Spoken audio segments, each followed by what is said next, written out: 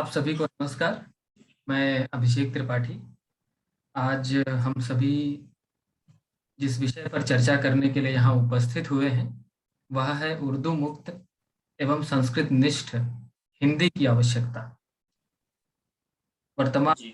यह मास हिंदी के लिए महत्वपूर्ण है, क्योंकि 14 सितंबर जो विगत 14 सितंबर को हम हिंदी दिवस मनाते हैं, और यह दो एक पूरे पक्ष जो है यह हिंदी का रहे। तो अभी चल रहा है 21 तक ये पक्ष चलेगा, जिसमें हम हिंदी से संबंधित विभिन्न प्रकार की प्रतियोगिताएं विभिन्न विद्यालयों में, सरकारी प्रतिष्ठानों में और विभिन्न क्षेत्रों में हिंदी को प्रोत्साहित करने के लिए संगोष्ठियों इत्यादि के माध्यम से चर्चाएं की जा रही हैं, की जाती रही हैं।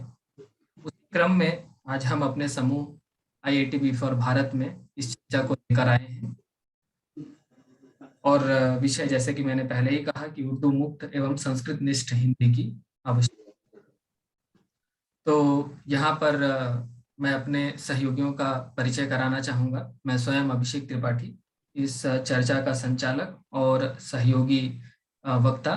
मेरे साथ मुख्य वक्ता के रूप में हैं श्री संजीव तिवारी जी।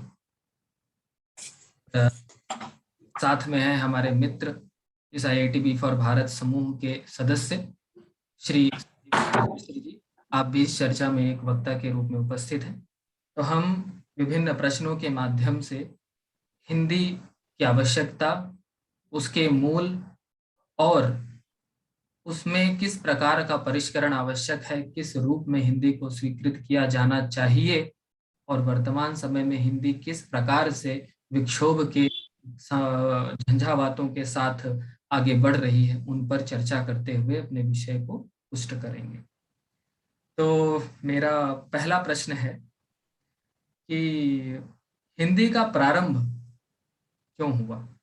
क्या कारण थे हिंदी का प्रारंभ करने के? विभिन्न प्रकार की भाषाएं उस समय भी व्याप्त थी, तो ऐसी क्या आवश्यकता थी जिसने हमें बाध्य किया कि हिंदी के रूप में एक नवीन भाषा का प्रादुर्भाव किया जाए?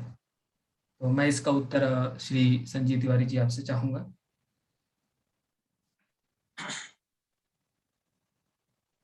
अब इस विषय में मुझे लगता है कि मेरे से अधिक ज्ञान आपको है, लेकिन फिर भी जहां तक जो मुझे समझ में आता है, मैं अपनी समझ के आधार पर, ये कोई ब्रह्मांडीय सत्य नहीं है, मैं अपनी समझ के आधार पर ही कहूंगा।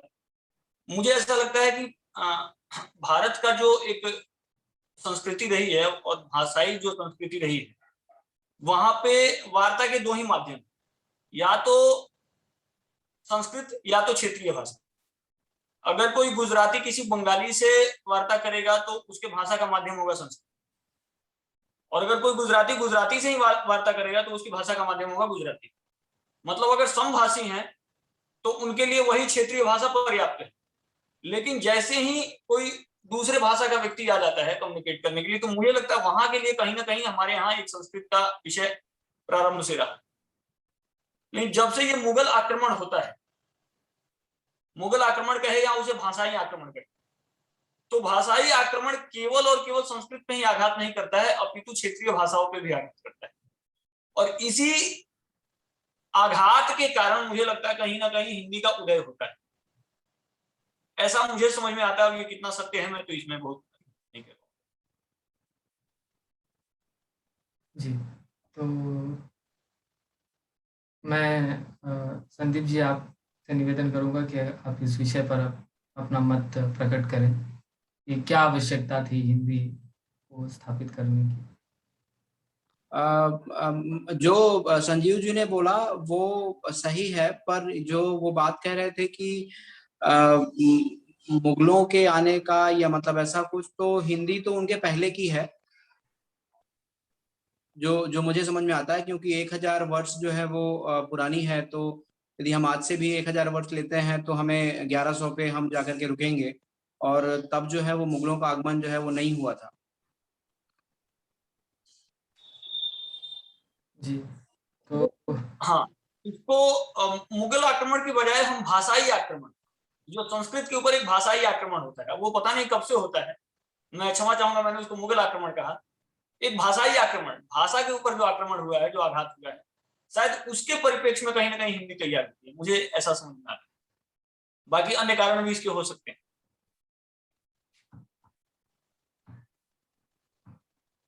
जी, तो यहाँ पर मैं अपना विचार रखना चाहूँगा कि हिंदी कहाँ से आई और हिंदी की आवश्यकता क्यों हुई। जैसे संदीप जी ने कहा कि 1100 वर्ष, 1000 वर्ष का उन्होंने उदाहरण दिया।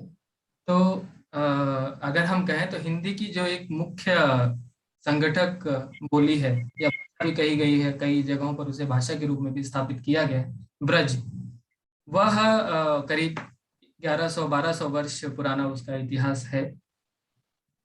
लेकिन जो आज हम जिसे हिंदी के रूप में स्थापित करते हैं, जिसे खड़ी बोली हिंदी कहते हैं, जिसमें हम अब अभी परिचर्चा कर रहे हैं, इसका इतिहास बहुत प्राचीन नहीं है। इसका इतिहास 150 वर्ष, महत्तम 150 वर्ष का इतिहास है। और भारतेंदु हरिश्चंद्र जी के द्वारा जिन्हें प्रथम लेखक के तौर पर स्थापित किया और जिन्हें क्या कह सकते हैं कि मुख्य अन्वेषक कहा गया इस भाषा को स्थापित करने वाले व्यक्ति के रूप में, तो उन्होंने 1885 से ये कालखंड हिंदी साहित्य का लिया जाता है। आचार्य रामचंद्र शुक्ल जी द्वारा स्थापित है कि उनके अनुसार 1885 से प्रथम जो हिंदी का काल, जो आज वर्तमान खड़ी बोली हिंदी है जिसे कहा जाता है, उसका जो स्थापित काल है वो 1885 से भारतेंदु युग के नाम से प्रारंभ होता है। हिंदी विभिन्न स्वरूप में हमारे समक्ष उपस्थित रही है, चाहे वो अवधि के रूप में रही हो, गोस्वामी तुलसीदास जी जिन्होंने कवितावली, दोहावली, श्री रामचरितमानस आदि ग्रंथों की रचना करके इस भाषा को पुष्ट रखा। भक्ति काल का जो वह समय रहा, उससे पूर्व जो चारण काल जिसे कहा गया, जैसा कि आचार्य रामचंद्र शुक्ल कहते हैं हिंदी साहित्य के इतिहास में, जो उनकी पुस्तक रही कि चारण काल जो आया जिसमें चरण वंदना जैसे चीजें की गई, यानी कि शासक को बढ़ाकर दिखाने वाली रचनाओं का आया, जिसको रासो काल भी कहते हैं, रासो युग कहा जाता है, जिसमें विभिन्न प्रकार के रासो ग्रंथों की रचना हुई, जिसमें से चंद्रवरदाई का जो है वह ग्रंथ पृथ्वीराज रासो वह प्रचलित रहा। इसके अलावा और भी कई सारे रासो ग्रंथ हैं जिनमें मुख्यतः मुझे नाम इस समय उनके याद नहीं आ रहे हैं, लेकिन एक जिसमें आपको आल्हा उदल की कहानी मिलती है। तो ऐसे ग्रंथों को विभिन्न प्रकार से जो है रखा गया, की रचना हुई, विभिन्न प्रकार की बोलियां थी। तो हिंदी का जो स्वरूप था, यानी संस्कृत का जो स्वरूप, अगर मुगलों को कहा जाए या जो उससे पहले गोरी और गजनवी का दल, उससे पहले से ही हिंदी और संस्कृत जो है अपने स्वरूप जो है विभिन्न भाषाओं के रूप में परिष्कृत होती गई है। और उसका कारण हमारे यहाँ जो विद्वता की एक भावना रही है कि मैं विद्वान हूं तो मैं अन्वेषण करता हूं, तो ये भाषाएं अन्वेषण की वस्तु हैं और ये विभिन्न प्रकार की भाषाएं विभिन्न प्रकार की शैलियों में हमारे समक्ष आती गई। लेकिन जो ये महत्वपूर्ण जो ये खड़ी बोली गद्य है, जिसे खड़ी बोली जिसे हम आज हिंदी कहते हैं, वास्तव में इसे खड़ी बोली कहा जाता है। इसकी आवश्यकता क्यों पड़ी? इसकी आवश्यकता का कारण ही स्वतंत्रता केवल और केवल शारीरिक रूप से नहीं, बौद्धिक रूप से भी हो, इसको स्थापित करने के लिए की गई। तो भारतेंदु हरिश्चंद्र जी एक जगह कहते हैं, क्योंकि वह स्वयं स्थापित ब्रज भाषा के कवि थे, उनको अचानक से लगता है कि नहीं, एक भाषा के रूप में ब्रज शायद एक बड़े भारत को जो है जोड़ने में सक्षम नहीं हो पाई। तो उन्होंने ये कहा कि निज भाषा उन्नति है सब उन्नति को मूल, बिनु निज भाषा ज्ञान के मिटे नहीं को सूल। तो वहां से ये था कि उर्दू स्थापित भाषा है और उसके बीच में से मदरसे थे, विभिन्न एंग्लो इंडियन विद्यालयों की स्थापना हो ही चुकी थी। ब्रह्म समाज के कारण, भारतीय उसमें मैकाले की व्यवस्था के कारण जो है अंग्रेजी और उर्दू यही दो मानक भाषाओं के रूप में पठन पाठन के क्षेत्र में स्थापित थी। कुछ गुरुकुल व्यवस्था में संस्कृत स्थापित थी, लेकिन मुख्यतः आचार विचार व्यवहार में उर्दू और उर्दू और अंग्रेजी का ही आधिपत्य था। इसलिए आज भी आप यदि जाते हैं न्यायालय इत्यादि में तो वहाँ की भाषा आपको फारसी मिलेगी। तो ये सारी चीजें वहाँ जो है स्थापित रही। उस जगह पर उनको लगा कि हिंदी जैसी एक भाषा जो आए और आम जनमानस को स्वीकृत हो, आम जनमानस जिसमें अपने विचार व्यक्त कर सके, ऐसी भाषा को लेकर आना चाहिए। तो वहाँ हिंदी की आवश्यकता और उसका प्रारंभ हुआ, जो आज हम खड़ी बोली गद्दी के रूप में जानते हैं। त्रिपाठी जी, मेरा यहाँ पर एक प्रश्न है कि ऐसा क्यों समझ में आया कि ब्रज जो है वो पूरे भारतवर्ष की भाषा नहीं हो सकती है, या वो एक मतलब मानक को जो है वो प्राप्त नहीं है? ऐसा क्या अंतर था हिंदी और ब्रज में? आप बता पाएंगे क्या? ब्रज अपने उस पर थी, अपने चरमोत्कर्ष पर जब थी, तो ब्रज के समय जो है अवधी भी एक भाषा यहाँ पर प्रचलित थी। आपके मध्य उत्तर प्रदेश जिसे कहा जाता है आज, तो वहाँ अवधी प्रचलित थी। तो ब्रज और अवधी, उसके अलावा आपके यहाँ पर जो है जिसे आज मैं बहुत अधिक तो ज्ञान नहीं रखता इस चीज पर कि मैथिली का प्रारंभ कब से है, लेकिन बिहार के इस क्षेत्र में मैथिल भाषा का, अंग प्रदेश में एक भाषा का प्रचलन था। भोजपुरी जो आज अपने स्वरूप में है, या इस रूप में नहीं थी, लेकिन यहाँ पर भी एक भाषा का जो है अच्छा अच्छा स्थान मिला हुआ था। भोजपुरी जैसी मुझे लगता है कि भोजपुरी उसी से निकल कर आई, जो बक्सर और ये क्षेत्र है। तो विभिन्न प्रकार की भाषाएं थी। राजस्थान में अलग भाषाओं, अलग बोली भाषाओं का प्रचलन था, जिन्हें मारवाड़ में अलग है, हड़प्पी में अलग है, मेवाड़ की भाषाएं अलग हैं। तो इस प्रकार से विभिन्न क्षेत्रों में भाषाओं का अलग अलग रूप में प्रचार था। आपको वहां पर गुरुमुखी का प्रचार होने लगा था पंजाब के क्षेत्र में। तो धीरे धीरे करके विभिन्न भाषाएं थी। तो ब्रज के लिए इतना स्थान नहीं बचा था, तो ब्रज मुख्यतः भक्ति की जो है भाषा बनकर रह गई थी। इसके कारण ब्रज को आम व्यवहार की भाषा बनाने में और इतने सारे क्षेत्रों को एक साथ जोड़ने में सक्षम नहीं होता हुआ देखा भारतेंदु हरिश्चंद्र, जो कि स्वयं ब्रज के कवि थे और वो भी स्थापित कवि। फिर भी उन्हें लगा कि ब्रज जो है इस रूप में स्थापित नहीं हो पाएगी, इसीलिए उन्होंने ना ब्रज को चुना, जबकि उनका जन्म स्वयं वाराणसी में हुआ है। तो वह अवधि से भी परिचित थे, लेकिन उन्होंने इन दोनों को हटाकर खड़ी बोली गद्य को प्रचलित करने का निर्णय लिया और उसे मानक हिंदी भाषा के रूप में स्थापित करने का कार्य किया।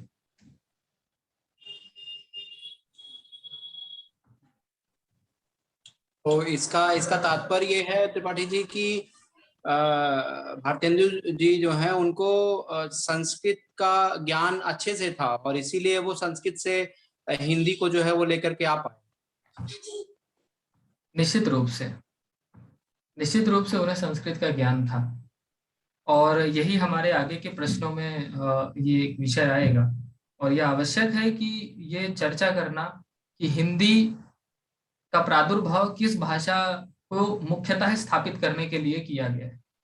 तो हिंदी माध्यम है संस्कृत को स्थापित करने के लिए, और इसी रूप में हिंदी का प्रारंभ किया गया है। संभवतः एक सेतु कह सकते हैं जी, सेतु कह सकते हैं संस्कृत तक जाने का। निश्चित रूप से यह मुख्य मार्ग है। अगर आपको संस्कृत को स्थापित करना है तो उसके लिए आपको हिंदी को स्थापित करना ही होगा। ऐसा माना उन्होंने। क्यों? क्योंकि उससे पहले जन सामान्य की भाषा के रूप में इन विभिन्न क्षेत्रों में, जैसे ब्रज के का साहित्य समृद्ध साहित्य है और अवधि का अपना समृद्ध साहित्य है। यदि मैं इन दो मुख्य भाषाओं को, जिनका समृद्ध साहित्य रहा है और जिनका हिंदी का जो वो काल है जिसे आप रासो काल भी कहते हैं या चारण काल, भक्ति काल, फिर आता है रीति काल, उसके पश्चात आता है आधुनिक काल। ये चार कालों में मुख्य रूप से हिंदी को विभाजित किया जाता है। तो उसमें इन्हीं दो भाषाओं का योगदान सर्वाधिक रहा है। जिसमें जो चारण काल है उसमें भाषा जो कही गई वो पंचमेल खिचड़ी कही गई। तो वो चंद्रपटाई का जो वो आता है कि 4 बांस 24 गज अंगुल अष्ट प्रमाण ताऊ पर सुल्तान है मत चूके चौहान। तो अगर आप इसको देखेंगे तो ये ऐसा लगेगा कि आप शुद्ध हिंदी बोल रहे हैं, थोड़ा अपभ्रंश करके। लेकिन यह जो है ना तो अवधि में आता है, ये जो भाषा अभी मैंने बोला है, ये जो छंद था, और ना ही ये ब्रज में आता है, यह मिश्रण है। तो इसे लिए उस चारण काल की भाषा जो है वो पंचमेल खिचड़ी कही गई। भक्ति काल की जो भाषा है वहां अवधि और ब्रज का जो है स्वरूप ज्यादा विकसित रहा। जैसे ही रीति काल में आते हैं वहां पर अवधि अधिक प्रगाढ़ होती है, ब्रज भी रहती है, लेकिन अवधि जो है ज्यादा डोमिनेट आपको अधिक, उसका जो है प्रभाव अधिक दिखता है रीति काल में। और उसके पश्चात जब आधुनिक काल आता है तो धीरे धीरे करके वही अवधि का ही स्वरूप परिवर्तित होकर आधुनिक हिंदी खड़ी बोली गद्य के रूप में प्रचलित होता है और स्थापित।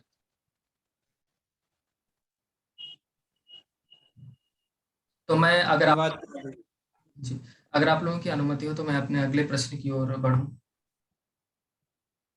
बिल्कुल जी, तो हाँ संजीव जी, कुछ आप कहना चाहते हैं?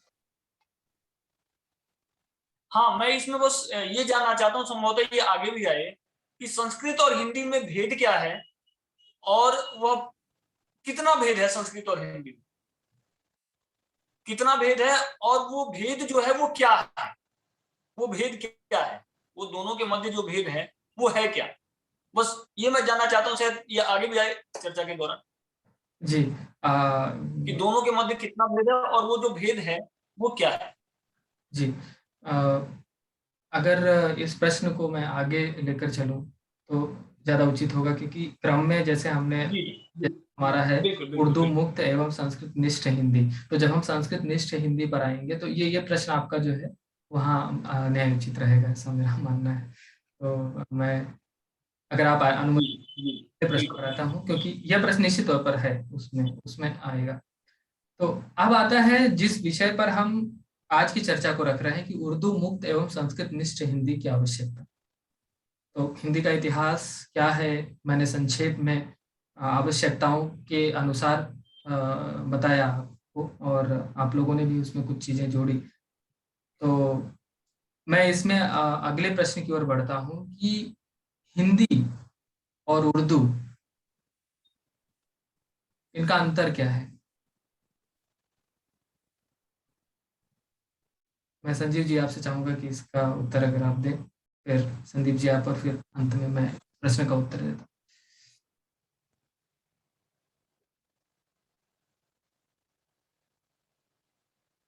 संजीव जी आप, जी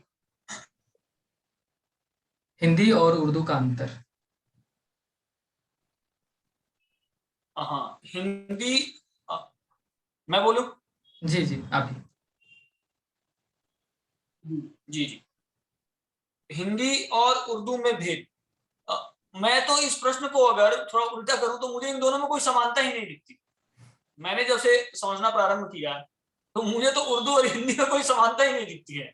आप भेद की बात कर रहे हैं, मुझे, मैं इन दोनों में समानता ढूंढता हूँ कि इन दोनों में समानता क्या है। जैसे कि पूर्व में भी हमारी चर्चा हुई है, तो उसमें आपने कहा था कि एक दूसरे तरफ से लिखी जा रही है, एक दूसरे तरफ से लिखी जा रही है, तो समान, मैं तो अब इस प्रश्न का उत्तर देने में ही अक्षम हूँ। और मैं, अभी मेरा प्रति प्रश्न है कि इन दोनों में समानता क्या है। अच्छा अच्छा अच्छा, तो मिश्रा जी आपको। मतलब मुझे कोई, अब मैं क्या करूं? नहीं नहीं, संजीव जी सही कह रहे हैं, पर मुझे जो समझ में आता है वो ये है कि हिंदी जब हम कहते हैं कि 130 खड़ी बोली की मैं बात कर रहा हूँ ना, खड़ी बोली की, तो खड़ी बोली की यदि बात करें तो यदि 130 से 150 साल पुरानी है, जब भारतेंदु जी ने लिखना शुरू किया, आरंभ किया उसका, तो फारसी जो है, सॉरी, उर्दू जो है वो जब ये मुगल आए हैं तभी ये भाषा आई है। क्यों? क्योंकि ये कुछ अपने साथ वो शब्द लेके आए जो फारसी में है, और यहाँ पर लाकर के ब्रज के साथ या अवधि के साथ या बाकी भाषाओं के साथ हमारी मिला करके और उसको बोलना शुरू कर दिया। और शायद मुझे लगता है कि उसी का स्वरूप जो है वो उनसे उन भाषाओं से लिए हुए कुछ शब्द और फारसी के शब्द मिलकर के जो है वो ये इन्होंने उर्दू बना दी। और जब ये समझ में आया कि नहीं, ये उर्दू जो है वो फारसी से मिलकर बनी हुई है, तब संस्कृत निष्ठ हिंदी जिसको भारतेंदु जी को हम श्रेय देंगे, तो वो जो है वो उन्होंने उसका आरंभ किया, मुझे जो समझ में आता है। पता नहीं कितना सही है और कितना गलत। जी तो जैसे कि संजीव जी ने कहा कि आपसे जो चर्चा हुई थी उसमें जो आपने कहा था, तो मैं वहीं से इसका प्रारंभ करता हूँ कि हिंदी और उर्दू। और मुझे बहुत ही रोचक लगता है जब मैं इसको सुनता हूँ इस प्रश्न को कि हिंदी और उर्दू सगी बहनें और पता नहीं कैसे कैसे, कि ये अजीब अजीब सी। तो मुझे तो लगता है कि पहली बात तो ये बहनें नहीं हैं, और उसका कारण है कि वो कौन सी बहनें हैं कि एक बहन जो है एक तरफ से लिखी जाती है, दूसरी बहन दूसरी तरफ से लिखी जाती है। एक बहन के का व्याकरण अलग है, दूसरी बहन का व्याकरण अलग है। एक बहन ये दूसरी बहन को नहीं समझ सकती, दूसरी पहली को नहीं समझ सकती, क्योंकि दोनों की लिपि अलग अलग है। तो ऐसी क्या समानता लोगों को लगती है इन दोनों में कि जो जो इन दोनों को जो है बहनें कह दिया जाता है। तो वहां पर यही आता है कि जो शब्दों को जोड़ने के लिए जो विशेषण इत्यादि के प्रयोग होते हैं हिंदी में, वही उर्दू ने रख रखे हैं। तो उर्दू का प्रारंभ और इसके आदि काल जो इनका बताते हैं कि वो अमीर खुसरो ने प्रारंभ किया। वो खुसरो का जो तुगलक वंश के समय खुसरो था, खिलजियों के समय से, तो कि उसने प्रारंभ किया जो है उर्दू को प्रचलित किया फारसी से लेकर, और अच्छा विद्वान था फारसी का, और उसने ये सारी चीजों का किया, शेर व शायरी इत्यादि के माध्यम से उर्दू का प्रारंभ। क्योंकि वह भारत में था, और आप किसी भी स्थान पर रहते हैं तो आप वहां के वातावरण से अपने आप को निर्मुक्त नहीं कर सकते, आप उससे जुड़े हुए होते हैं। क्योंकि अरबी वहां से आई थी, फारसी जो है, जो आज का ईरान जिसे आप कहते हैं, पारस जिसे हम कहते रहे, वहां से आई। अरबी तो आपको पता ही है कि वो रेगिस्तान के टीबों से उड़कर आई इधर। तो यहाँ यहाँ स्थिति अलग थी, यहाँ के लोगों से कैसे तारतम्यता बैठानी है, बातचीत करनी है। तो दिल्ली आज जिस स्थान पर है वह ब्रज के बहुत ही समीप है। वहां की जो उस समय की जो प्रचलित भाषा रही है वो ब्रज रही है, ब्रज के बहुत सन्निकट रही है। तो इन्होंने ब्रज से शब्दों को उठाया और उसे उर्दू में रखा, ताकि उर्दू एक ऐसी भाषा हो जो ब्रज वाले लोगों को समझ में आनी प्रारंभ हो जाए। लेकिन व्याकरण, लिपि इत्यादि इन्होंने पूरा अरबी के आधार पर ही चीजों को। तो यहाँ आया यही बात आती है कि हिंदी और उर्दू में ये कैसा साम्य है। एक तरफ से लिखी जाती है, दूसरी दूसरी तरफ से लिखी जाती है। एक को समझने वाला दूसरे को नहीं पढ़ सकता, दूसरे को समझने वाला पहले को नहीं पढ़ सकता। तो ऐसे ऐसे विरोधाभास से गिरी हुई दो भाषाओं को बहने कहना कहाँ से उचित होगा। यही मूल समस्या में है कि आज जब जब वर्तमान जो हिंदी प्रारंभ किया गया, जिसे खड़ी बोली कहा गया, यदि उर्दू इतनी ही आवश्यक थी तो उर्दू तो पहले से ही थी। तो प्रश्न ये आता है कि हिंदी को स्थापित करने के लिए हिंदी का प्रारंभ करने की आवश्यकता क्यों पड़ी, और यदि पड़ी तो वहां उर्दू के साथ चलने की बात थी, उर्दू से अलग चलने की बात थी। और अलग चलने की बात थी तो उसको स्पष्ट रूप से बताया जाना अनिवार्य है। इन तथ्यों को छुपाया जाना यह आने वाली पीढ़ी के लिए भी और जो वर्तमान पीढ़ी है उसके साथ भी एक घात कहलाएगा। क्यों? क्योंकि उर्दू और हिंदी में जो स्थापित मानक जो लिए गए हैं, उनके उर्दू जो है अरबी और फारसी से बनाई गई है, और हिंदी को बनाने वालों ने संस्कृत को आधार रखा। इसीलिए आप हिंदी की कोई अलग व्याकरण नहीं पढ़ते हैं, संपूर्ण संस्कृत व्याकरण आप हिंदी में पढ़ते हैं। यही हिंदी को उर्दू से अलग करता है और यही बताता है कि यह भाषा संस्कृत को स्थापित करने के लिए बनाई गई, संस्कृत के स्वरूप को इस भारत की जो संस्कृति है उससे बचाए बनाए और जोड़ने रखने के लिए की गई, ना कि उर्दू की बहन के रूप में स्थापित किया गया। मुझे तो लगता है अगर बहन भी कह रहे तो मैं कहूंगा सौतेली बहन है। इन बहनों में कोई साम्य नहीं है। देवनागरी को जो है लिपि के रूप में स्थापित किया गया हिंदी के लिए, जहाँ कहीं पर भी उर्दू को से जुड़े हुए जो भी उनकी लिपि है, मैं उस लिपि को तो नहीं जानता हूँ, उसको नहीं रखा गया। तो यही हिंदी और उर्दू के बीच में अंतर को स्थापित करता है। और वहीं पे प्रश्न आता है कि फिर यह कौन से लोग थे जिन्होंने उर्दू युक्त हिंदी बनाने का षड्यंत्र किया, और इनको बहनों के रूप में स्थापित किया, और फिर उस बहनों और इस खेल में जो है इस भाषा को एक निर्मुक्त जो उसका स्वरूप, जो स्थापित मानक स्वरूप रहा है, उसके साथ जो है घात प्रतिघात करने का कार्य। तो आप लोगों को क्या लगता है, कौन सा, क्या कारण हो सकते हैं जो उर्दू युक्त हिंदी बनाने का एक जो प्रयत्न है वह चल रहा है, और ये कई वर्षों से चल रहा है? क्या आप में से कोई इसके परिचित है? अगर आप चाहें तो आप इस पर विषय पर अपना मत व्यक्त कर सकते हैं। संजीव जी, आपको क्या लगता है इस पर? नहीं तो जी, हाँ, तो हमने तो जब से समझने का प्रयास किया, तो जैसे आपने कहा उर्दू युक्त हिंदी बनाने का प्रयास, ये देखिए, भाषा जो है हमारा अस्तित्व है। पूर्व में भी ये चर्चा में आया है कि विचार की अभिव्यक्ति का आधार भाषा ही, और जब हमारा भाषा ही विकृत हो चुका होगा,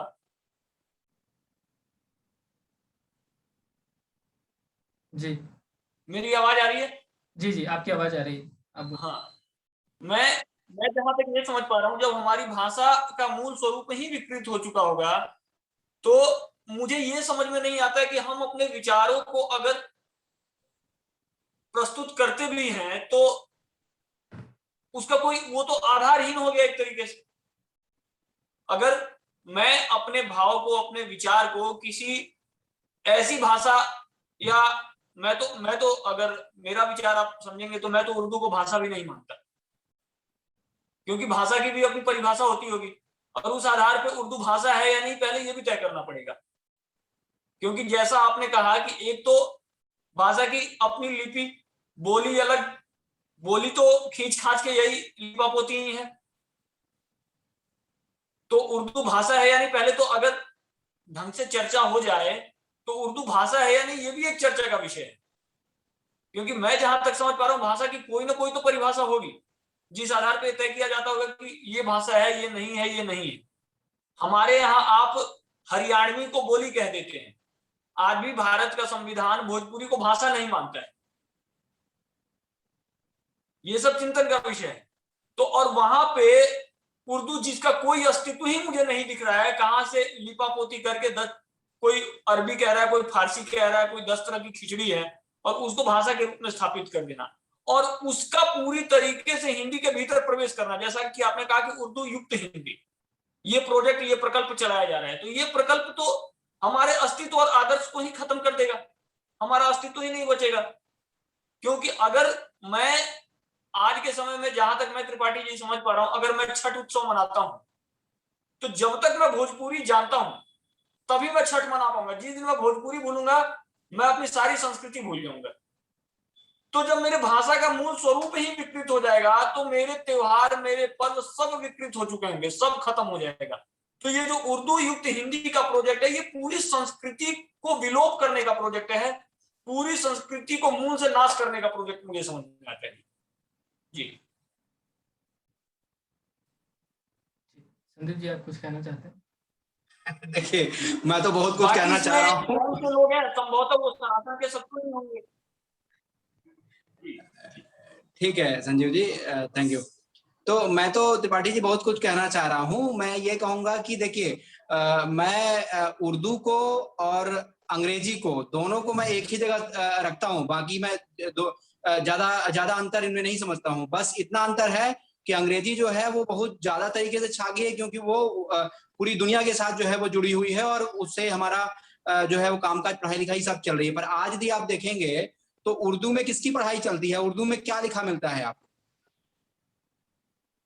उर्दू में वो मुगलों की ही चीजें लिखी हुई मिलती हैं। वही जो पुस्तकें हैं वो आपको लिखी मिलेंगी, उन्हीं का जो चीजें हैं वो लिखी हुई मिलेंगी आपको। बाकी और कुछ, कोई आज का कवि जो है वो हिंदी में लिखना पसंद करता है, इंग्लिश में लिखना पसंद करता है, तो क्या उर्दू में लिखना पसंद करता है? नहीं। तो ये इसको मैं भाषा बोलूं, जैसा कि संजीव जी बोल रहे हैं, ठीक है, वो भाषा क्या उसका आधार है भाषा होने का, वो बात की जा सकती है। लेकिन ठीक है, मैं इतना भी उसका तिरस्कार नहीं करता। भाषा है या नहीं है, अपनी जगह अच्छी बात है भी तो। लेकिन जो बात है वो यही है कि कुछ लोग आए हमारे देश को जो है वो लूटने के लिए, हमारे देश को जो है वो सूटने के लिए, हमारे देश में अत्याचार करने के लिए।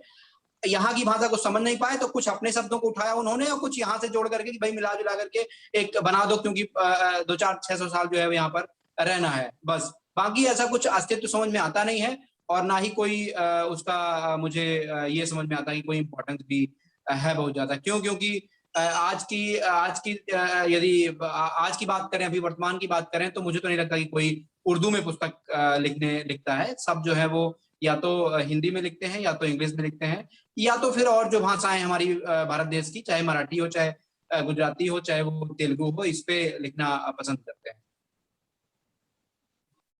तो मैं यहाँ कहना चाहूंगा संदीप जी, आप कई चीजों में गलत हैं। इसलिए गलत है कि क्योंकि आप जिस हिंदी में आज लिखा जा रहा है वो हिंदी जो है वह उर्दू ही है।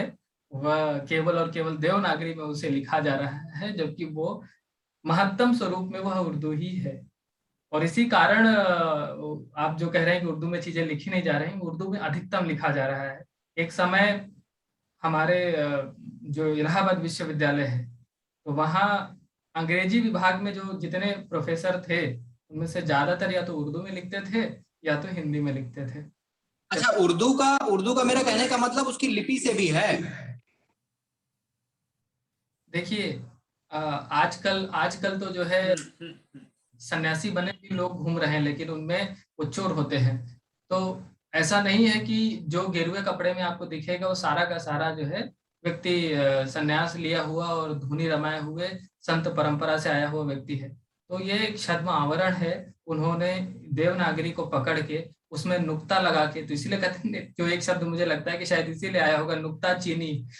आपने प्रायः सुना होगा, हिंदी में भी लोग प्रयोग करते हैं, बहुत ज्यादा प्रयोग हो रहा है। और ये उर्दू का ही शब्द है, नुक्ता चीनी। जो ये हो रहा है, नुक्ता लगा दे रहे हैं कि हमारे यहाँ बिंदु सिर्फ और सिर्फ ऊपर लगता रहा है, कभी नीचे बिंदु नहीं लगता है। तो अब हमारे यहाँ वो एक नीचे बिंदु लगा के और जा को जा और फा को फा, ऐसी चीजों को लाकर जो है एक भाषा की को विकृत करने का कार्य किया जा रहा है। तो उन्होंने देवनागरी को लिपि के रूप में लेकर और शेर शायरी, हिंदी शायरी, ठीक है, नज्म, ऐसी ऐसी चीजों को आपके अंदर प्रविष्ट करा दिया है कि आपको इवन यहाँ तक है कि आपको अर्थ भी नहीं पता है। बहुत सारे शब्दों के जो उर्दू में प्रचलित होते हैं, फिर भी उनका नीचे अर्थ देकर उनको बताया जाता है कि यह आप कर लीजिए।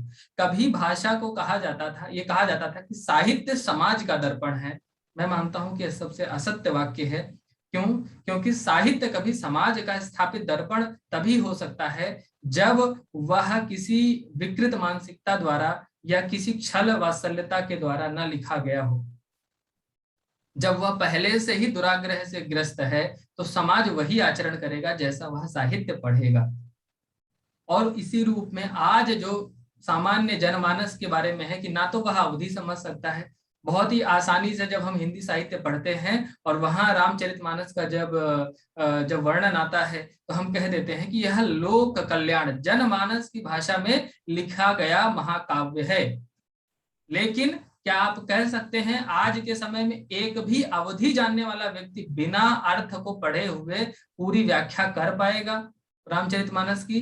नहीं कर पाएगा, क्योंकि वो जन सामान्य की भाषा रही। त्रिपाठी जी, आप बात कर रहे हैं, हमारे यहाँ जो है वो अवधि में लिखी हुई है रामचरितमानस, कई बार उसको संस्कृत समझ लेते हैं।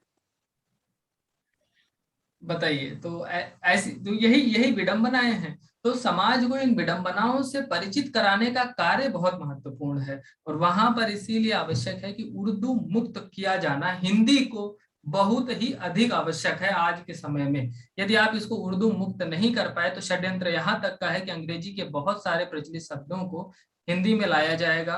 उर्दू के तो लाए ही जा चुके हैं और फिर धीरे धीरे करके इसका व्याकरण भी समाप्त करके इसको केवल और केवल वो देवनागरी में लिखी जाएगी, लेकिन यह कहीं से भी वह हिंदी नहीं होगी जिसकी संकल्पना भारतेंदु हरिश्चंद्र ने नौचंदी के मेले में की थी।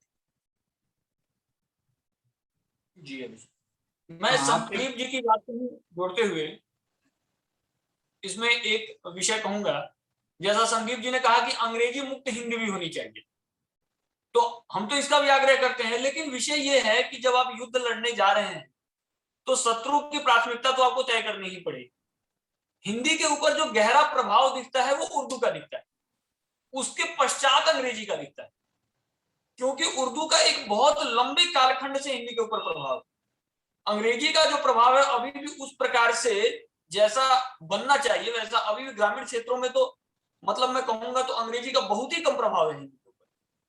तो हमारी जो प्रथम लड़ाई है भाषा के स्तर पे, जो युद्ध स्तर पे जो हमको लड़ना है वो हमको उर्दू से लड़ना है, हमको उर्दू मुक्त हिंदी करना है। उसके पश्चात जब उर्दू मुक्त हिंदी हो जाएगी तो जो बचा कुचा होगा तो हम अंग्रेजी मुक्त हिंदी की बात करेंगे। लेकिन अभी जो हमारी प्राथमिक लड़ाई है वो उर्दू से, क्योंकि एक आप समझ लीजिए कि संदीप जी आप कह रहे थे लिखा नहीं जा रहा है, अभी तो हिंदी के नाम पे 90% उर्दू ही लिखा जा रहा है। ईमान निष्ठा का प्रयोग नहीं होगा, ईमान का प्रयोग होगा, कसम शपथ का और संकल्प का प्रयोग नहीं होगा, किताब पुस्तक का प्रयोग नहीं होगा। तो मतलब इस तरीके से घुस चुकी है उर्दू। तो ये बस मैं कहना चाहता हूँ नहीं, उसके लिए की प्राथमिकता तय हो जाए। उसके लिए मैं क्षमा चाहूंगा, मेरा मतलब लिपि से था। ये बात तो सही है कि हिंदी में जो है वो उर्दू के शब्द उपयोग किए जाते हैं। ये बहुत बड़ी मतलब बहुत बड़ी गलती है। मैंने बड़े ही उत्साह के साथ, मेरे एक मित्र हैं, उन्होंने मुझे पुस्तक दी थी गोदान, प्रेमचंद जी के द्वारा जो लिखी हुई है। तो उसको जब मैंने पढ़ा तब उसके पहले मेरी मुलाकात त्रिपाठी जी से हो चुकी थी। और जब मैंने उसको पढ़ा तो मुझे बड़ा ये लगा, मतलब डिसअपॉइंटेड हुआ मैं, एक प्रकार से कहूंगा कि यार जिस तरह से मैं सोच रहा था कि इसमें मुझे अच्छी हिंदी पढ़ने को मिलेगी, वो मुझे नहीं मिला। तो मैंने कहा ठीक है, लिखने में मुंशी प्रेमचंद जी ने अच्छा लिखा है, जो भी काव्य है वो, मतलब एज ए कहानी जिसको हम बोले या जो भी कह लें आप उसे, लेकिन भाषा हिंदी नहीं है उसमें। और ये जो है वो बड़ी कमी कहेंगे, या जो उनके समय में जिस तरह से बोला जाता था, जिस तरह से समझा जाता था, उस हिसाब से उन्होंने जो है वो पुस्तक लिख दी। पर इसको समझने की जरूरत है कि हमें इस तरह से चल करके कुछ नहीं मिलने वाला है। हमें हिंदी को एक संस्कृत निष्ठ हिंदी जो त्रिपाठी जी कह रहे हैं वैसा करने की बिल्कुल जरूरत है, जिसमें फारसी को अलग किया जा सके, उर्दू को अलग किया जा सके, और इंग्लिश का जो थोड़ा बहुत है वो आजकल प्रश्नल हम देख रहे हैं कई पुस्तकों में कि इंग्लिश हिंदी में लिखी है पर कई बार इंग्लिश उसमें आ जाते हैं सब, तो उसको भी अलग करना बहुत जरूरी है।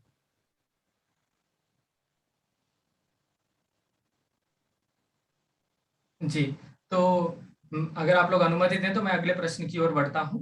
और वह अगला प्रश्न और अधिक महत्वपूर्ण है, क्योंकि संजीव जी ने जो रखा कि भोजपुरी को भाषा के रूप में स्थान नहीं दिया गया, वहां पर आता है कि हिंदी विभिन्न भारत के मध्य प्रदेश से छत्तीसगढ़, राजस्थान, झारखंड, उत्तर प्रदेश, बिहार, उत्तराखंड, पंजाब, हिमाचल प्रदेश, ऐसे इन राज्यों में जो 11-12 राज्यों का जो संघ है, इसमें प्रचलित विभिन्न प्रकार की जो भाषाएं, मैं उनको बोलियां भी कहता हूं। जब हिंदी कहूंगा तो बोलियां कहना पड़ेगा, लेकिन अगर हिंदी को छिपा कर रखूं तो उनको स्वयं एक वो अपनी अपनी भाषाओं के रूप में स्थापित हैं।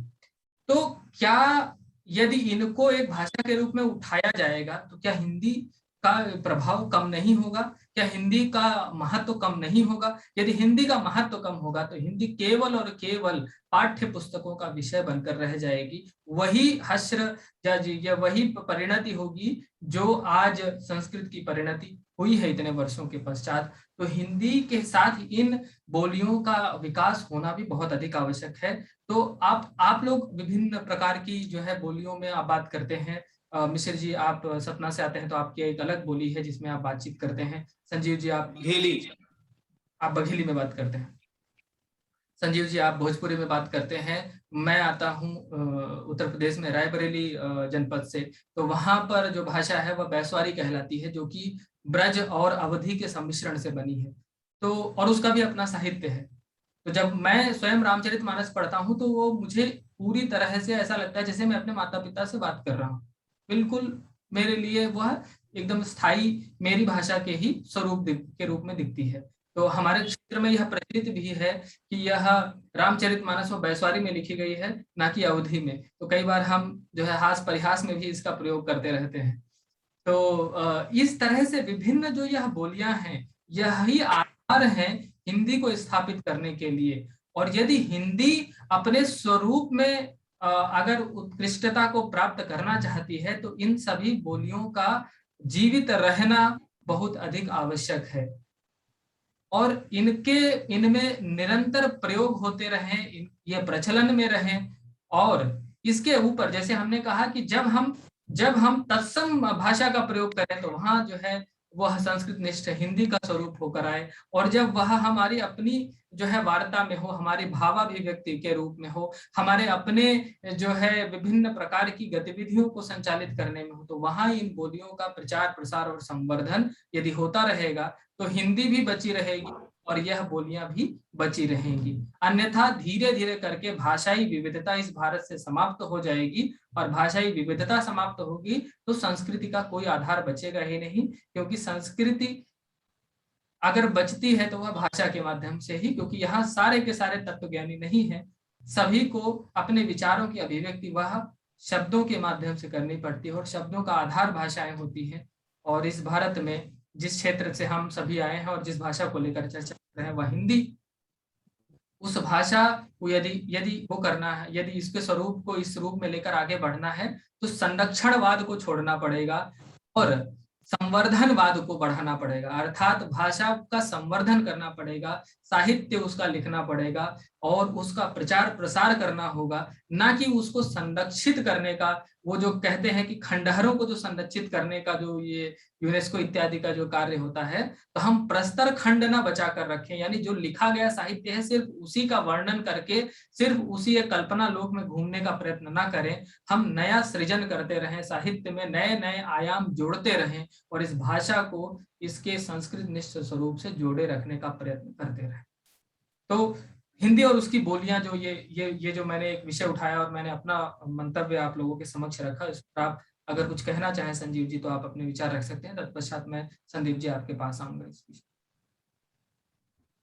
जी बिल्कुल, नहीं आपने सारा विषय तो स्पष्ट कर ही दिया, और ये एक बड़ा विषय है।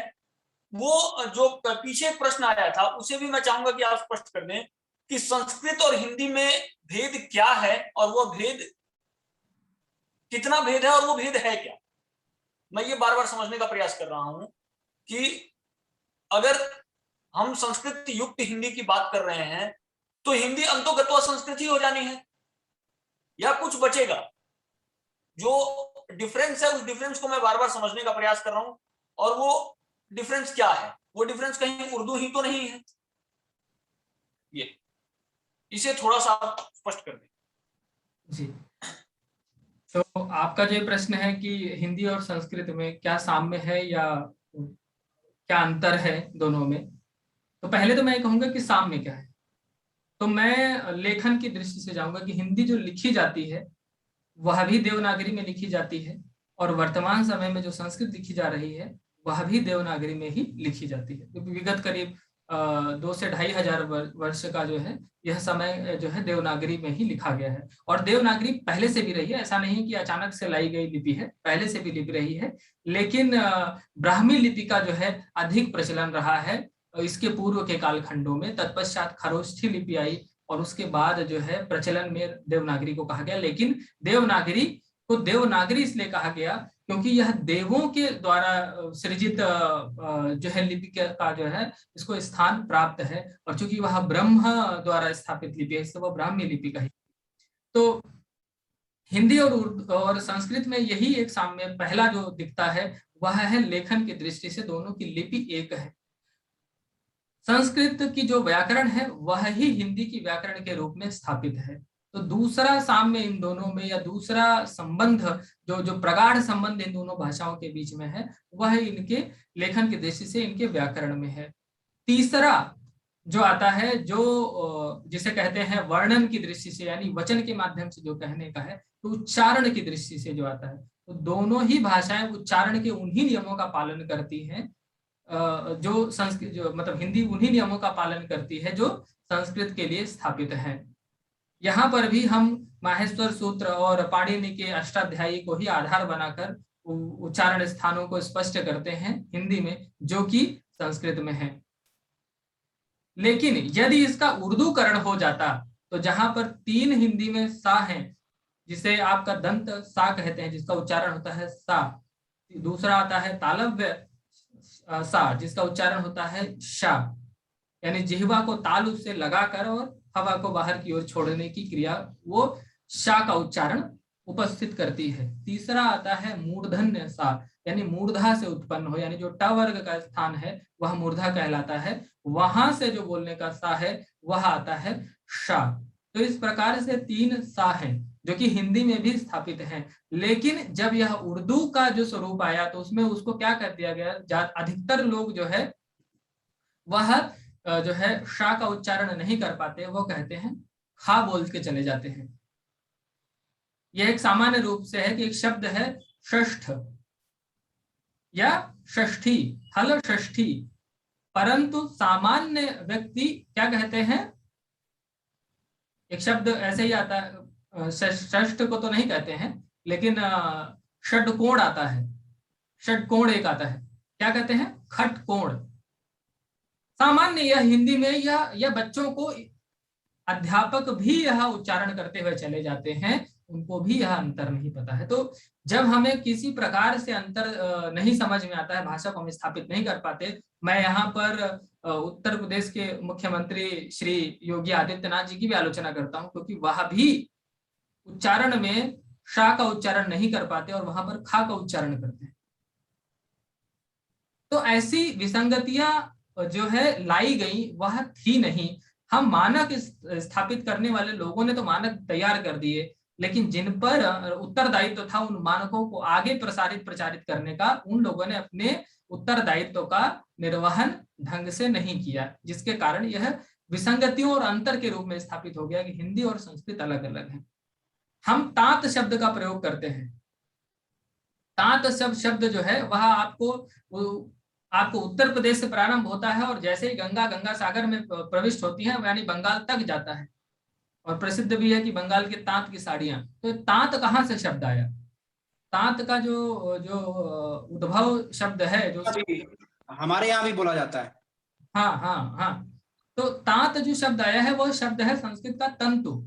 तंतु का अर्थ है जिसे हम धागा कहते हैं, धागा जो है तत्सम शब्द है उसका तंतु। तो अब वहां पर आए, अब देखिए हम कैसे अंतर लिखते चले जाते हैं।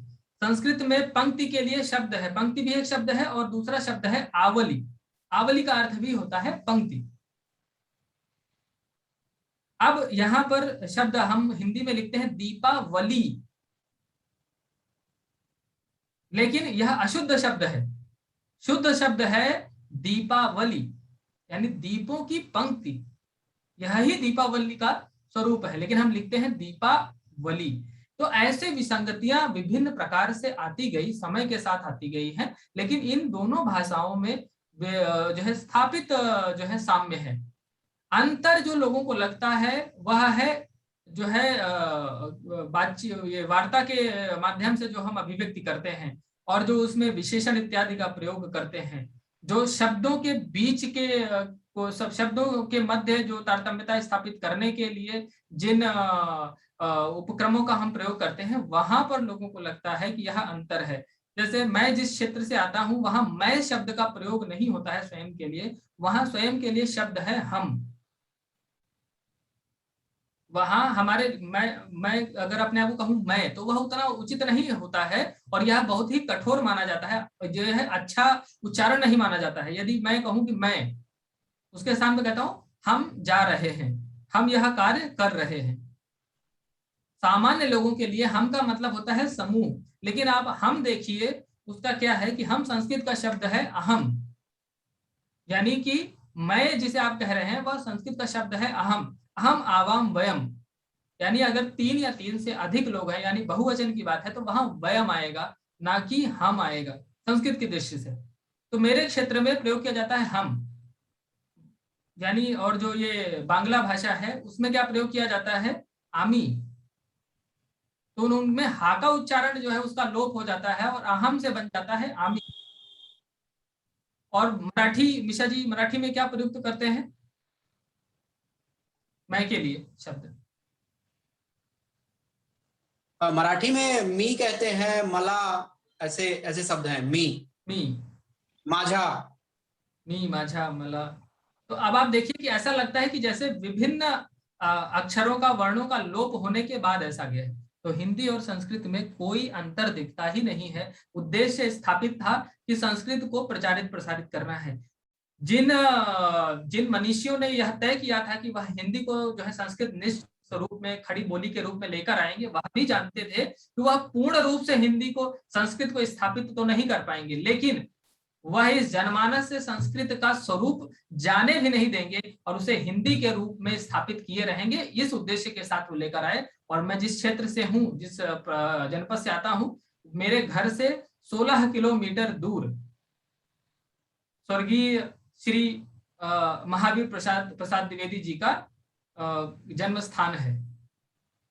और उन्होंने इस भाषा को स्थापित करने के लिए जो सरस्वती पत्रिका निकाली, उसका आधार ही उन्होंने रखा था संस्कृत निष्ठ हिंदी। और वह इतने कठोर कहे जाते थे कि यदि आपने उनको कोई रचना दी है उनकी पत्रिका में प्रकाशित होने के लिए, तो उसका मूल तक परिवर्तित कर देते थे। कि लेखक तो लेखक का नाम होता था, लेकिन लेखक ने जो विचार रखे होते थे वह ही अक्षरशः उसमें नहीं होते थे। व्याकरण के नियमों के प्रति इतना अनुशासित रहे वह कि कम्युनिस्टों ने जब हिंदी को जो है अपने स्वरूप में ढालने का प्रयत्न किया, तो उन्होंने सबसे पहला जो प्रहार किया वो आचार्य रामचंद्र शुक्ल पर, जयशंकर प्रसाद पर,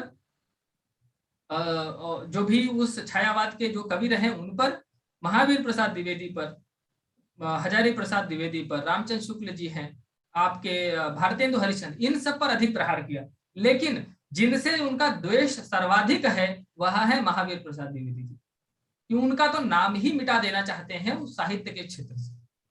क्योंकि संस्कृत निष्ठ हिंदी का स्वरूप जिसे द्विवेदी युग कहा गया, वह उनकी ही देन रही और उस स्वरूप में उन्होंने उसको विकसित किया। तो यहाँ मैं यही कहूंगा कि संस्कृत जो है वह तभी बची रह सकती है उस उत्तर भारतीय क्षेत्र में जब तक हिंदी संस्कृत निष्ठ स्वरूप में विद्यमान है। जिस दिन से उसका संपूर्ण उर्दूकरण हो जाएगा, उस दिन से यह तय हो जाएगा कि संस्कृत अब इस क्षेत्र में बच नहीं सकती, उसका अस्तित्व समाप्त हो जाएगा। और संस्कृत समाप्त हो तो संस्कृति समाप्त होगी, संस्कृति समाप्त होगी तो आप गजवाए हिंद और विभिन्न प्रकार की जो है उत्सवों के लिए अपने आप को तत्पर और उद्यत कर सकते हैं। ऐसा होगा नहीं त्रिपाठी जी, आप जैसे महानुभाव यहाँ पर हैं और वो संस्कृत निष्ठ हिंदी को फलीभूत करने के लिए आगे हैं और आगे आएंगे। हमें ये चीज मुझे ऐसा लगता है कि ये चीज सरकारों को भी सोचना होगा कि यदि आप हिंदी कहते हैं तो हिंदी जो है वो अपने मूल रूप में पुस्तकों में विद्वान है या नहीं है। अन्यथा आप उसको जो है वो हिंदी कहकर आप दूषित ना करें। आप उसको ये आपका उत्तरदायित्व है कि जो भी हमारे समाज में ज्ञानी और विद्वान हैं हिंदी के, उनको लेकर के आप उनसे इस चीज की चर्चा करें और कहें कि ये देखिए आप पुस्तक जो हिंदी में है वो पुस्तक हिंदी में है या नहीं। जी संजीव जी, इसी संदर्भ में एक बात मैं और जोड़ूंगा। हम ये भी कह रहे हैं त्रिपाठी जी कि हमारा किसी भी भाषा से कोई द्वेष नहीं है, हमारा उर्दू से कोई द्वेष नहीं है। हम तो ये भी कह रहे हैं कि जब उर्दू की बात हो तो उर्दू वाले ये कहें कि हिंदी मुक्त उर्दू। हम तो मिलावट के विरोधी हैं, मिलावट नहीं होना चाहिए। इसमें हमारा किसी भाषा से क्या संघर्ष है। हम तो अपने हिंदी को मूल स्वरूप में, शुद्ध स्वरूप में स्थापित करना चाहते हैं। उसके लिए हमको जिससे लड़ना होगा उससे हम लड़ेंगे। किसी को मिलावट स्वीकार नहीं है, दूध भी किसी को मिलावटी नहीं चाहिए। तो हमें ये लगता है कि उर्दू जो है वो मिलावट का कारण है। इसीलिए हम कह रहे हैं कि उर्दू को यहां से बाहर किया जाए, हिंदी से बाहर किया जाए। ऐसा उर्दू से हमारा क्या संघर्ष होगा। लेकिन जब हिंदी अपने मूल स्वरूप में स्थापित होगी तो स्वाभाविक सी बात है कि उसमें उर्दू का कोई स्थान नहीं होगा। उर्दू क्या अन्य किसी भी ऐसी भाषा का जो कि विदेशी आक्रमण द्वारा हमारे ऊपर लाद दी जाती है, ऐसी किसी भाषा का स्थान नहीं होगा। चाहे वो उर्दू हो, अंग्रेजी हो, फारसी हो, अरबी हो, चाइनीज हो, जापानीज हो, किसी का भी स्थान नहीं होगा।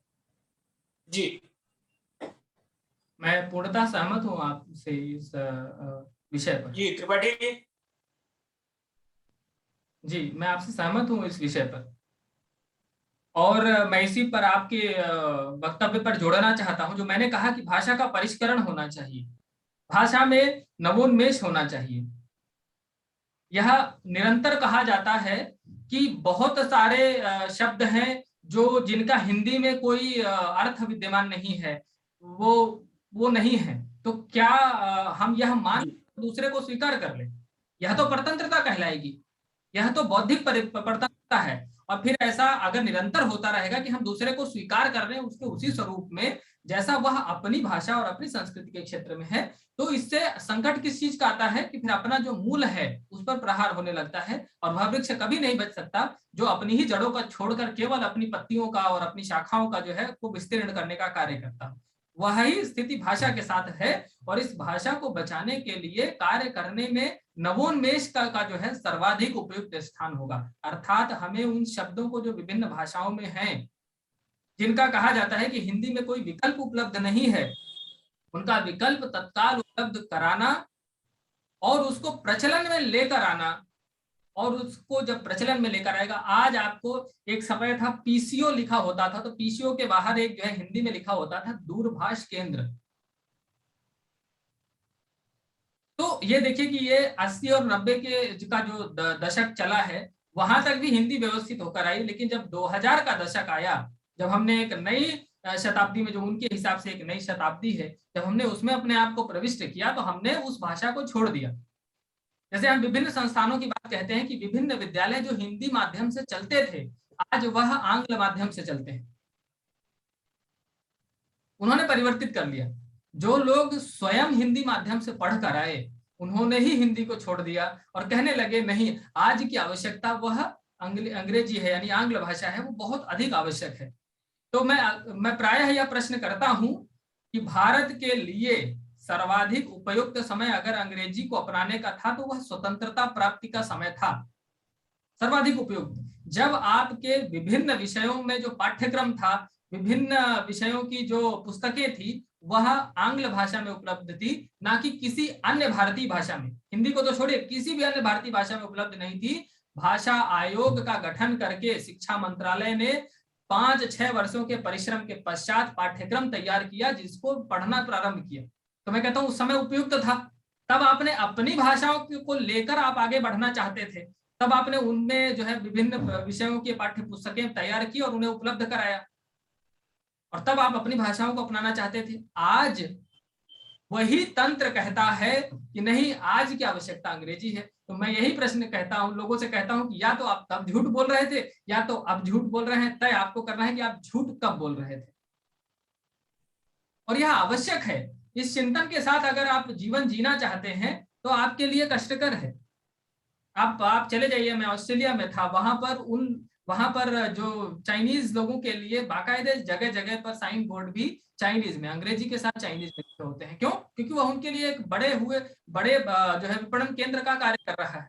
वहां से लोग आते हैं, वहां सीखते हैं, समझते हैं, अपनी विषयों को वो कर रहे हैं, उनके यहाँ पे अर्थव्यवस्था को लाभ पहुंचा रहे हैं, तो उन्होंने उनकी भाषा को भी स्थान दे रखा है अभिव्यक्ति के लिए। आप जैन लोगों का देखिए, आपको भारत के विभिन्न प्रांतों में जो है जैन भोजनालय और या विशुद्ध भोजनालय, इस तरह की चीजें आपको लिखी हुई मिल जाएंगी। बड़ी कम संख्या में है, लेकिन फिर भी उन्होंने अपने आप को व्यवस्थित कर रखा है। तो जैसी आवश्यकता होती है वैसे ही व्यक्ति सृजन करता है, और जैसी आवश्यकता को निर्धारित करने वाले लोगों का ही चिंतन अगर प्रगाढ़ है, तभी किसी भाषा को या किसी विषय को स्थापित या उसको परिष्कृत और संवर्धित किया जा सकता है। इसीलिए भाषा को अगर स्थापित करना है तो विभिन्न लोक कलाओं को, विभिन्न प्रकार के साहित्य को, विभिन्न प्रकार के सांस्कृतिक उत्सवों को इससे जोड़ना होगा, और शिक्षा के अंतर्गत लेना होगा, और इस हीन भावना को त्यागना होगा कि मैं हिंदी बोलता हूं इसलिए वह जो है मैं किसी से कम हूं, और मैं उर्दू नहीं बोलता हूं। उर्दू बोलता है तो वह व्यक्ति बहुत ही मीठा मीठा कहा जाता है, हिंदी जो बोलता है उसको कहते हैं खड़ी बोली, ऐसा लगता है किसी को मार रहा है। तो ऐसी ऐसी चीजें बच्चों को जब पढ़ा दी जाएंगी तो फिर क्या होगा कि उनका जो है मानस जो है उसको आप जीवन के उसके अंतिम काल तक भी परिवर्तित कर पाने में सक्षम नहीं होंगे। तो जो चीजें शैशव काल में प्रयुक्त हो सकती हैं, स्थापित की जा सकती हैं, उसके लिए हम युवावस्था तक क्यों प्रतीक्षा करें, क्यों उसके लिए उस समय के आने का जो है का जाप करते हुए उस चकोर पक्षी की तरह चोंच फैलाए हुए ऊपर बैठे रहें कि अभी जो है वह स्वाति नक्षत्र की बूंद मेरे जिह्वा तक आएगी। तो ये नहीं होना चाहिए, हमें इन चीजों को समझते हुए आगे बढ़ना चाहिए।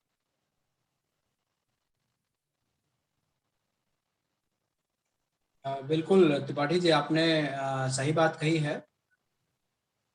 और इस पर जो योगदान है वो आप जैसे ही विद्वान लोगों का आगे बढ़ कर के आना जो है वो बहुत जरूरी है।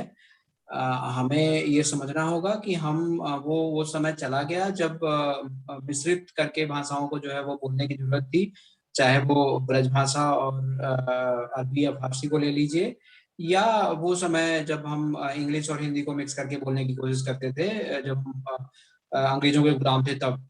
लेकिन आज आज जो है वो आपकी भाषा संस्कृत निष्ठ हिंदी जिसे आप कह रहे हैं, यह मतलब है जो उसको बढ़ावा देना और उस पर जो है वो चीजों को लेकर के आना बहुत जरूरी है। ये कह देना कि आंग्ला भाषा आज की जरूरत है, ये बिल्कुल गलत है। ये जरूरत, हम समझते हैं जरूरत हर एक भाषा की जरूरत होती है। जब भी आप किसी भी जगह पे जाते हैं या किसी अन्य लोगों से मिलते हैं तो हमें हर भाषा की जरूरत होती है।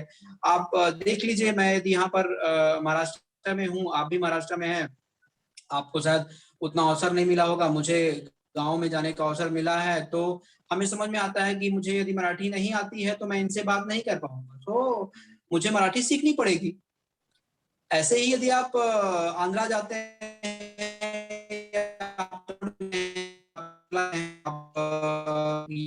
आपके गांव चले जाएं जहां पर भैंसवारी बोली जाती है, यदि वहां पर आप इंग्लिश का उपयोग करेंगे तो नहीं समझ में आएगा। इवन आप खड़ी हिंदी बोलेंगे तो शायद नहीं समझ में आए कुछ लोगों को, तो वहां पर आपको भैंसवारी बोलनी पड़ेगी। तो जो जहां भाषा है उसकी जरूरत है वो ठीक है, उतने तक सीमित है, वो उसमें कोई समस्या नहीं है।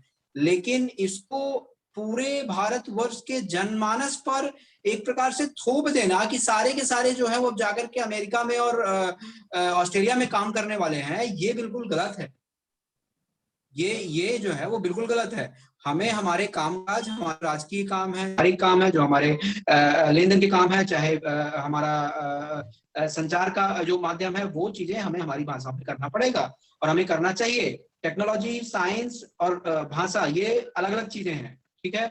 तो टेक्नोलॉजी जो आ रही है उसको आप अपनी अपनी भाषाओं में कर सकते हैं, उसको आप पढ़िए, या आप चाहें तो मिस करके पढ़ लीजिए, कोई समस्या नहीं है। लेकिन जब व्यवहारिक बातें होती हैं या जब हम लेखन की बात करते हैं,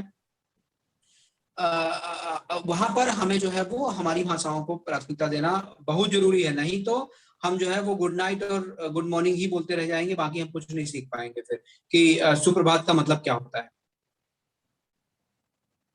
संजीव जी, तो ये जो मैंने अपनी पूरी बात रखी थी, जिसको आगे बढ़ाने का कार्य संदीप जी ने भी किया, कि नीतिगत कहते हैं विचार व्यवहार की भाषा कैसे बने हिंदी, उसके संदर्भ में आपके क्या विचार हैं, उनको आप प्रस्तुत कीजिए।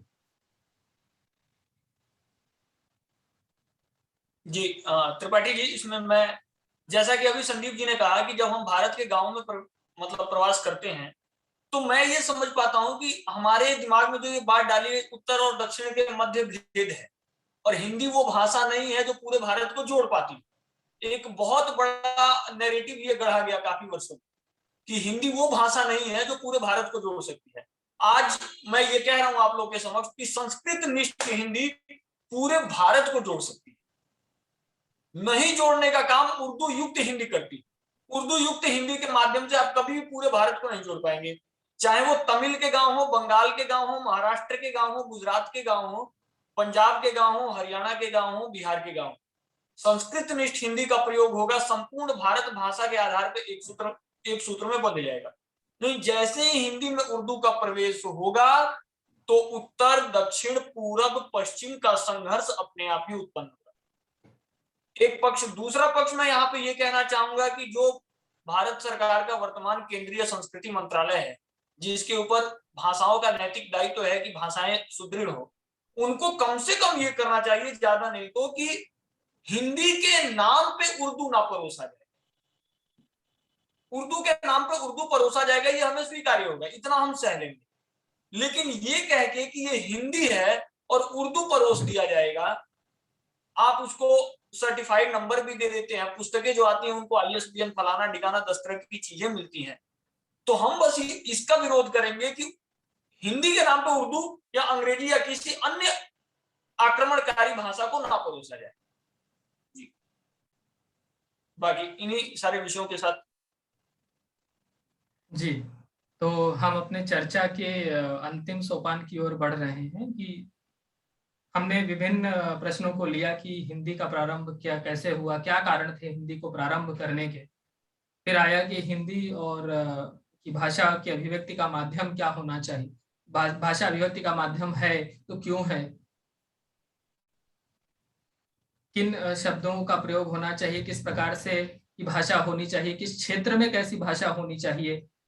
हिंदी और उसके अंतर्गत आने वाली विभिन्न भाषाओं का जो संगम है, जिन्हें हम बोलियां कहते हैं सामान्य प्रचलन में तद्भव रूप में, तो उनका स्वरूप क्या है, क्यों है, और उनका स्थापित होना हिंदी के अपने अस्तित्व को बचाए और बनाए रखने के लिए और उसके संवर्धन के लिए कितना आवश्यक है। ये हमने इसको लेते हुए हिंदी और उर्दू का जो अंतर है, वो जो बहनों का भेद है, वह हमने उसे आज खोलकर आपके समक्ष रखा।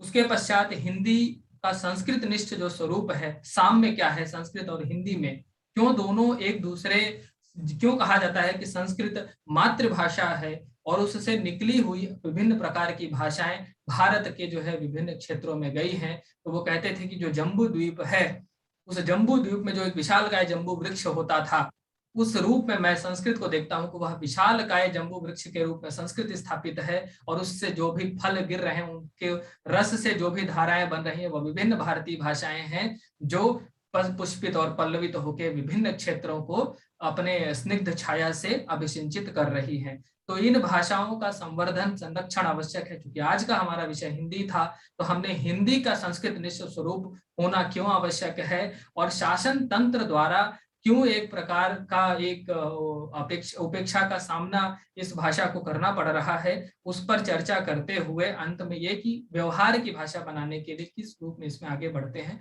तो हम अगली जब अपनी चर्चा प्रारंभ करेंगे तो इस पर आएंगे कि व्यवहार में कैसे इस भाषा को लेकर आया जाए प्रमुखता से, और वह शब्द क्या क्या हैं जिनका विकल्प लोगों को सामान्य विचार अभिव्यक्ति के समय नहीं मिलता है, जिसके लिए उन्हें उर्दू या आंग्ल भाषा का प्रयोग करना पड़ता है। उनको लाते हुए इस चर्चा के दूसरे अध्याय को हम पूर्ण करेंगे और तीसरे अध्याय में आएंगे जो भविष्य किस रूप में इस भाषा का होना चाहिए भारत के लिए, इंडिया के लिए। हम इस भाषा को नहीं चाहते हैं, हम इस भाषा को भारत के लिए चाहते हैं, जिससे हमारी आत्माएं जुड़ी हुई हैं, जिससे हमारे भाव जुड़े हुए हैं, जिससे हमारे विचारों की अभिव्यक्ति का प्रथम सोपान प्रारंभ होता है। उस भारत के लिए इस हिंदी का स्वरूप संस्कृत निष्ठ होना कितना आवश्यक है, क्यों है, और आगे उसका भविष्य कैसा रहेगा, इस पर अपने विचार व्यक्त करेंगे। मैं IIT फॉर भारत की ओर से इस चर्चा को यहीं विराम देता हूं। आशा करता हूं कि जो भी लोग इस चर्चा को सुनेंगे, समझेंगे, उनको इस चर्चा का यह मर्म निश्चित रूप से समझ में आएगा कि संस्कृत निष्ठ हिंदी भारत के लिए कितनी आवश्यक है और उसका उर्दू मुक्त होना उससे भी कहीं अधिक आवश्यक क्यों है, और जो आंग्ल संरक्षण मिला हुआ है उर्दू को, वो उसका जो है भ्रम वो कैसे तोड़ा जा सकता है, कैसे तोड़ा जाना चाहिए, उस पर आप हमारे विचारों से निश्चित रूप से जो है लाभान्वित होंगे। इस आशा के साथ मैं इस चर्चा को यही समाप्त करता हूं। बहुत बहुत धन्यवाद, आभार आप सभी वक्ताओं का इस चर्चा में रहे। श्री संजीव जी आपका भी, श्री संदीप जी आपका भी। और चूंकि जो धन्यवाद प्रस्ताव प्रस्तुत करता है वह स्वयं को धन्यवाद ज्ञापित नहीं कर सकता, यह नियम है, तो मैं अंतर मन से स्वयं को भी धन्यवाद ज्ञापित करते हुए इस चर्चा को यही विराम देता हूँ। जय श्री राम। धन्यवाद त्रिपाठी जी, आपका बहुत बहुत धन्यवाद इस चर्चा को रखने के लिए।